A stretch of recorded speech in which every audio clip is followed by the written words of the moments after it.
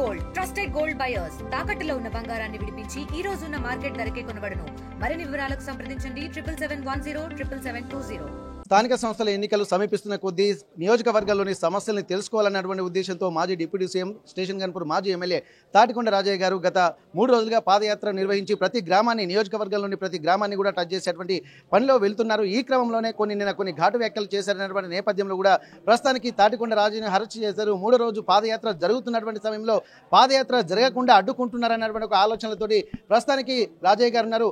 House arrest చేసిన నేపథ్యంలో ప్రస్తుతానికి హనుమకొండలోని తన నివాసంలో ఉన్నాం. ఒకసారి రాజయ్య గారితో మాట్లాడదాం. ఎట్లాంటి సమీకరణలు జరుగుతున్నాయి, ఎందుకు అరెస్ట్ చేశారు, వారి మాటలను విందాం. నమస్తే సార్.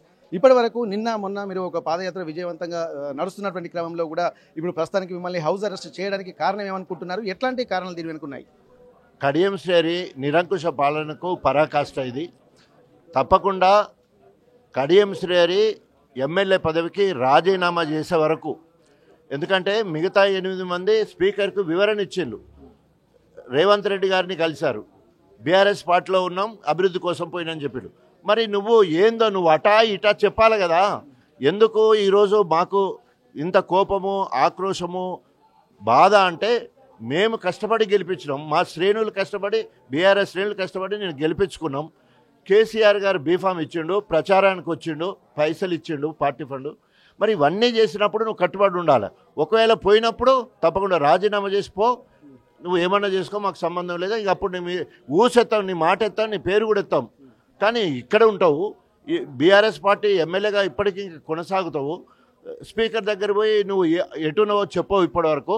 కాబట్టి తప్పకుండా విమర్శలు, స్పీడ్ పెంచవలసిన ఆక్రోశాన్ని వెలుబుచ్చే పరిస్థితులలో తెలంగాణ యాసలో, వరంగల్ భాషలో తప్పకుండా మాట్లాడినాం. ఇంకా కూడా మాట్లాడుతూనే ఉంటాం. రాజీనామా చేసే వరకు మాట్లాడుతూనే ఉంటాం.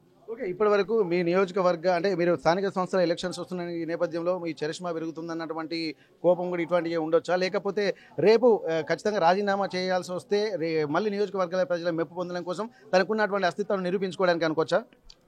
అంటే బై ఎలక్షన్లా ఇంకో ఎలక్షన్లకు సంబంధించిన అంశం కాదు, ఇది రాజీనామాకు సంబంధించిన అంశం. ఇప్పుడు ఉదాహరణకి విజయరామారావు గారు తెలంగాణ ఉద్యమంలో మంత్రి పదవికి, ఎమ్మెల్యే పదవికి రాజీనామా చేసి ఎలక్షన్లో పోయిండు, ఓడిపోయిండు కావచ్చు కాక.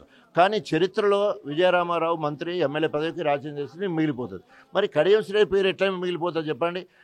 తల్లి బిడ్డ కోసము, ఆర్థిక లావాదేవీల కోసం నువ్వు పార్టీ మారినవు, ఓకే పో. కానీ మరి ఇటు ఎందుకు అంటు పెట్టుకొని ఉంటాను? ఇంకా అంటేంది ఇంకా నీకు? ఇక్కడ సభ్యత్వానికి రాజీనామా చేయి, ఎమ్మెల్యే పదవికి రాజీనామా చేయి. నీ నమ్మిన సిద్ధాంతం కాంగ్రెస్ అయ్యిందంటే కాంగ్రెస్ పోయి కాంగ్రెస్ పార్టీ పరంగా నిలబడు. అప్పుడు ప్రజలు ఇచ్చే తీర్పుకు నువ్వైనా నేను కట్టుబడి ఉందాం, చూసుకుందాం రా అనే ఉద్దేశం ఏంటంటే అదే. ఒకవేళ ఎలక్షన్లు వచ్చినప్పుడు చూసుకుందాం. ఇప్పుడు ఏ ఊరికి పోయినా కూడా అభివృద్ధి సంక్షేమ కార్యక్రమాలు కేసీఆర్ 10 ఏళ్ళల్లో ఇచ్చినాయే ఊర్లలో నడుస్తున్నాయి తప్ప 21 నెలల కాంగ్రెస్ పాలనలో ఒక ఇంటికి ఒక పథకం చేరలేదు, ఒక ఊరికి ఒక పని కాలేదు. దాన్నే ఊరికి సంక్షేమాలు, ఇంటింటికి కేసీఆర్ పథకాలు అని చెప్పేసి ఒక వినూతన కార్యక్రమం తీసుకొని మేము తిరిగే క్రమంలో ప్రజల నుండి వచ్చిన రిపోర్ట్ ఏంటంటే మాకు సాగునీరు కావాలి, యూరియా కావాలన్నారు. కాబట్టి ప్రజల పక్షాన, రైతుల పక్షాన సాగునీరు కోసం, యూరియా కోసం ఈ పాదయాత్ర కార్యక్రమం మొదలుపెట్టడం జరిగింది. సో ప్రజల పక్షాన నుండి అవి సాధించే వరకు అవసరమైతే అమర నిరాహార దీక్షని, ఇట్లాంటి తాటకు చప్పులకు భయపడే ప్రసక్తే లేదు. 600 పాదయాత్ర ఇయ్యకపోయినా రేపైనా చేస్తాం. మన కార్యకర్తలు ఉన్నారు, నాయకులు కూడా చేస్తానికి ఇప్పుడు సిద్ధంగా ఉన్నారు. మమ్మల్ని ఎట్టి పరిస్థితుల్లో ఎవరు కూడా అడ్డుకోలేరు అని చెప్పేసి హెచ్చరిస్తారు. ఇప్పటికీ మీరు చెప్పినట్టు ఇంకా బీఆర్ఎస్ పార్టీలో గెలిచి కాంగ్రెస్ పార్టీలో కొనసాగుతున్నట్టుగా అనిపిస్తుంది. ఇప్పుడు స్టికన్ అయినటువంటి నేపథ్యంలో కూడా మీ కార్యాచరణ ఎలా ఉండబోతుంది? తను రాజీనామా చేసేటువంటి పరిస్థితి లేదు, అలాగే కొనసాగుతున్నటువంటి పరిస్థితులే కనిపిస్తున్నాయి. మరి మీ తదుపరి కార్యాచరణ ఈ అంశం మీద ఎట్లా ఉండబోతుంది? సో తప్పకుండా ప్రజాస్వామ్యంలో ప్రజల పక్షాన ఉండి పోరాడాలి.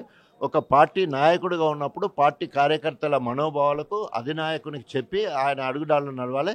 తప్పకుండా కడియం శ్రీహరి రాజీనామా చేసే వరకు ఆయనను వెంటాడుతాం, వేటాడుతాం, నిలదీస్తాం. రాజీనామా చేసే వరకు మా పోరాట తగ్గేదే లేదు. ఇంకా అవసరమైతే ఇంకా ఘాటైన విమర్శలు చేస్తాం. రోషం ఉంటే, పౌరుషం ఉంటే, వరంగల్ మగతనం నీకుండేంటే నువ్వు రాజీనామా చేయమని అప్పుడన్నాను. ఇప్పుడు ఆ మాటకి ఇంకా కూడా నేను కట్టుబడి ఉన్నా. నీకు పౌరుషం ఉంటే పని చేయాలి, చేయకపోతే తప్పకుండా ప్రత్యేక కార్యాచరణ ఉంటుంది. కార్యకర్తలు అందరం కలిసి ఎక్కడ ఏ ఊరికి కూడా రాకుండా కూడా బీఆర్ఎస్ శ్రేణులు అడ్డుపడతాయి. ఇక తర్వాత ఏదైతే రైతుల కోసం చేసే పాదయాత్ర తప్పకుండా రైతులకు సాగునీరు అందించే వరకు ఇప్పటికీ 90% పనులు దేవాదుల పనులు అయిపోయినాయి. ఓన్లీ 10% మాత్రమే. ఆ 10% పనులు పూర్తి చేసే వరకు అవసరమైతే ఆ మరణ నిరాదీక్ష చేసైనా కూడా సాధించుకుంటాం. సార్, ఇప్పటి వరకు బీఆర్ఎస్ పార్టీలో గెలిచి ఇంకా కాంగ్రెస్ పార్టీలో కొనసాగుతుండడము, కార్యకర్తల మనోభావాలను గెలుచుకోవాలి, అధిష్టానం యొక్క ఆలోచనలు దృష్టిలో పెట్టుకుని పనిచేయాల్సి ఉంది. కానీ పార్టీ మారడం వల్ల కూడా అనేక ఇబ్బందులు కూడా తలెత్తున్నాయి. ఇప్పటికీ అనుకున్నటువంటి లక్ష్యాలు కూడా సాధించలేకపోవడం వల్ల నియోజకవర్గం కూడా వెనకబడిపోతుంది. రైతులకు సంబంధించినటువంటి సాగునీరు అందించకపోవడం వల్ల కూడా అనేక ఇబ్బందులు పడుతున్నారన్నటువంటి ఒక ఆందోళన చేస్తున్నారు.